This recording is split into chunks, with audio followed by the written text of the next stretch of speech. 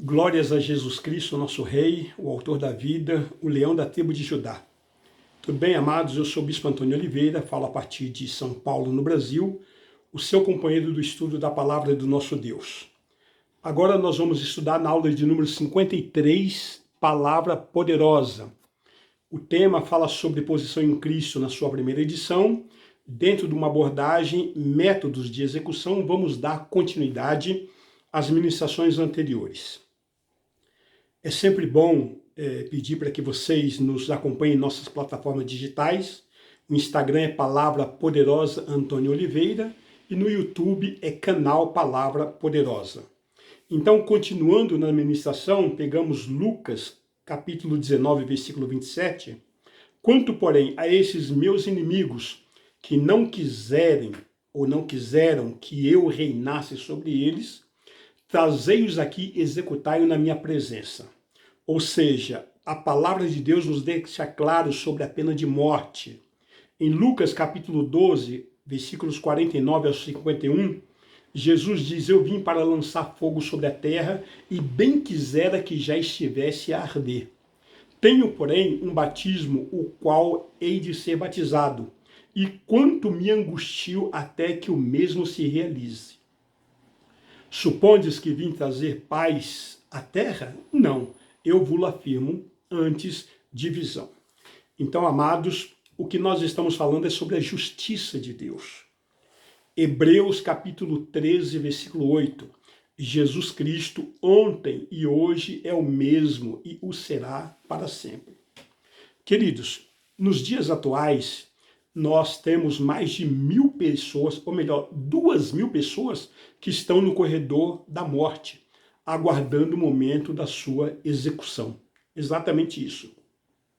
Agora entenda que o Paquistão, o Afeganistão, a Coreia do Norte estão no topo da lista das execuções, das penas capitais. No decorrer da história, nós percebemos, história da humanidade, as civilizações utilizaram e continuam até mesmo utilizando dos métodos mais perversos, dos métodos mais cruéis, mais inimagináveis, por que não dizer mais ignóbeis, né? Para executar os seus condenados.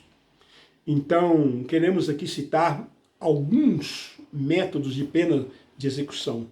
Apenas alguns métodos, né? Por exemplo, asfixia, a fogueira, esmagamento, esmagamento por elefante. Também existe um método que chama morte por 1000 cortes. Outro método é a decapitação, o desmembramento, o afogamento, cadeira elétrica, o desangrado, fuzilamento, garrote vil. Existe outro método que é a própria guilhotina, né? Também a câmara de gás, a forca, o empalamento, injeção letal, lapidação, que é apedrejamento, na verdade, né? Existe outro método que é o estrangulamento, existe um método que chama a roda, outro método que é a inanição, também serração, precipitação, tapocrifação. Existe outro método que chama touro de bronze e o método que nós estamos falando com mais veemência é a crucificação. Falando sobre a asfixia, ela é a insuficiência de oxigenação sistêmica devida ao baixo conteúdo de oxigênio do ar ambiente, né? Ou então o obstáculo mecânico à respiração. Nesse caso, o processo de estrangulamento, ao contrário do que muitas pessoas pensam, né? Ele não quebra ossos, mas provoca asfixia, por não permitir o movimento dos músculos da caixa torácica, né? Então, esse é o método da asfixia. O método da fogueira, por exemplo, já foi muito utilizado como método de aplicação de pena de morte. Para você ter ideia, na Idade Média, as mulheres acusadas de bruxaria, elas eram queimadas pela Igreja Católica Romana, em uma enorme fogueira, né? E assim eles justificavam que era para libertar aquelas mulheres da maldição da feitiçaria. Era o emblema da Inquisição, onde judeus e cientistas que contestavam o catolicismo, eles eram punidos através da fogueira. Esse método também foi utilizado na Angola no início da década de 80. Né? Outro método chamado de esmagamento, o esmagamento é um tipo de acidente em que o corpo ele é total ou parcialmente sujeito a uma forte pressão que quebra os ossos, esmaga os órgãos, né? Por assim dizer. Já foi utilizado também como método de aplicação de pena de morte, né? Assim, é uma lesão grave que afeta os membros do corpo humano. Ocorre nos desastres, por exemplo, de veículos, desmoronamentos, por exemplo, é muito comum, e outros tipos de acidente. O membro atingido, ele sofre um verdadeiro traumatismo, né? Como fratura exposta, hemorragia e estado de choque da vítima, naturalmente, né? E assim necessita de socorro imediato para não sucumbir por anemia aguda ou pelo próprio choque, né? Assim, quando o movimento tem de ser levado a ser destacado o membro, né, do corpo, a operação recebe o nome de amputação traumática, né?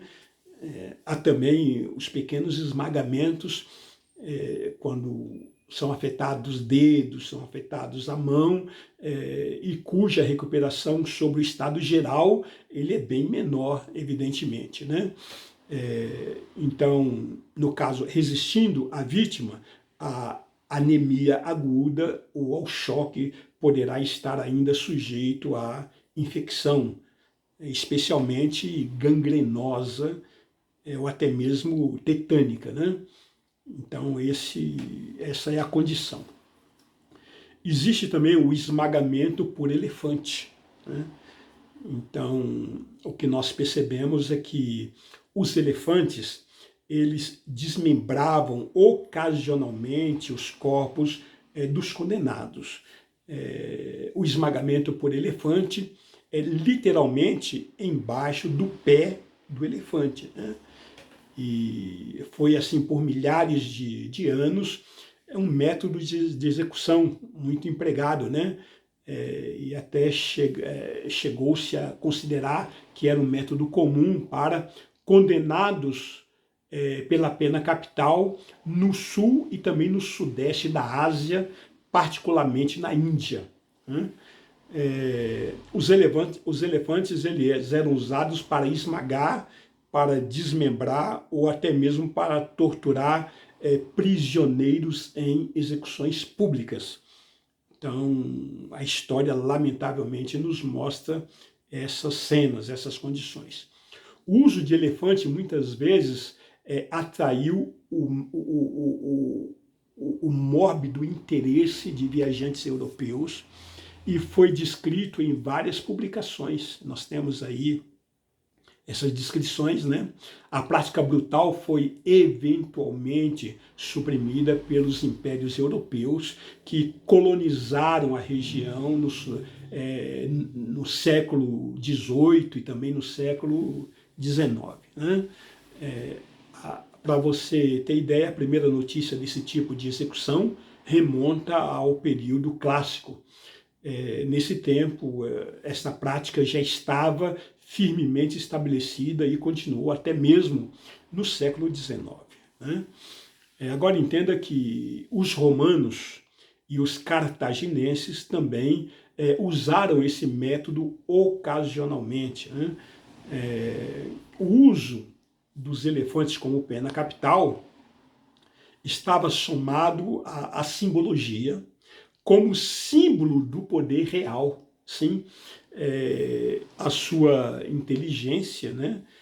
A sua domesticidade e também a sua versatilidade lhe davam vantagens consideradas frente ao animal selvagem, como leões e como ursos, por exemplo, né? Que eram usados pelos romanos como meio de execução. Nós consideramos também que o mais importante é que estavam sob o constante controle do seu condutor, né? O Mahout, né? O que permitia o perdão real no último minuto do caso do monarca querer mostrar ali piedade, né? Aquele que seria executado, evidentemente. Amados, o elefante ele simbolizava o poder real de uma forma que a função da pena capital seria uma forma de demonstrar, na verdade, que o rei era o senhor da vida e da morte, né? Então, eles tinham essa pompa, essa necessidade de mostrar, né, a sua realeza. Os elefantes eram, em muitas das culturas asiáticas, um símbolo de autoridade real. E segue a ser em alguns lugares, como a Tailândia, por exemplo, onde os elefantes brancos ainda são reverenciados, para você ter uma ideia, né? A morte provocada por elefante ainda é comum em algumas partes da África e também o sul da Ásia, onde os humanos e os elefantes eles coexistem, né? Eles coabitam ali de uma forma quase que natural, mas não como pena capital, e sim por acidentes. Isso acontece ainda em alguns casos. O esmagamento por elefante utilizou-se em diversas partes do mundo, né? Esse método de execução, tanto em impérios do Oriente como do Ocidente. Assim, embora os elefantes africanos são bem maiores que os asiáticos, o uso de elefante na África foi muito menor, tanto na guerra como em cerimônias, né? Isso se pode atribuir ao fato de o elefante africano ele ser muito mais difícil de se domesticar do que o elefante asiático, naturalmente. No oeste asiático, por exemplo, as execuções com elefantes foram usadas por vários poderes imperiais, né? Durante a Idade Média. Sim. Nós temos aí constância de que o Império Bizantino, a dinastia Sassânida e a dinastia Seljúcida e também a dinastia Timúridas usaram esse método. Sim, eles usaram esse método de execução, né? No sul da Ásia, especificamente no Sri Lanka, né?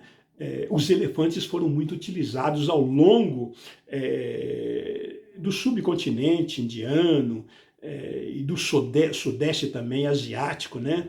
Como meio de execução. Falando ainda sobre os elefantes, eles foram usados também na Índia como a forma de execução preferente, né? Durante séculos. Isso está registrado na história. Os governantes hindus e também muçulmanos, eles executavam sob os pés dos elefantes, né?